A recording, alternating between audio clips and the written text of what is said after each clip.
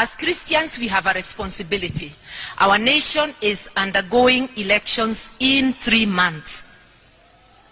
Tutachagua watu wa aina gani? Tutakuwa watu wa kunugunika kila siku vile mambo haiendi vizuri na ukipatiwa nafasi uipoteze. Ile tunauliza ni kitu moja peke yake. Angalia kiongozi yule atasimamia rasilimali ya Kenya na maslahi yako. Na ukitaka kumjua mtu, ujue rekodi yake. Martha Karua amekuwa kwa uongozi. Uangalie kama kila mahali napitia ni skando. Uangalie rekodi ya baba. Uone kama ni mtu amesimama na Wakenya.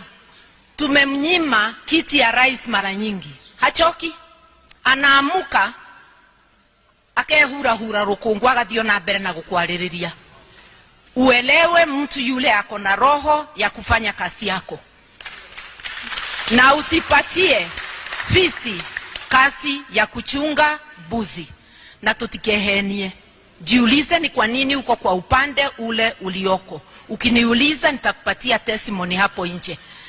Na safari hii sio chama tunachagua, ndugu yangu Kanini. Tutachagua mtu. Angalia yule mtu, kila mmoja weka kwa ratiri. Uone kama tabia zake, roho yake, vitendo yake vile inakuonyesha ni mtu wa aina gani. Hiyo ndio imefanya nimfuate baba, ni kujua ni mtu wa aina gani. Mimi naomba Mungu ampatie roho ya ukweli, na ndivyo wakati ukifika sisi zote tupigie baba kura.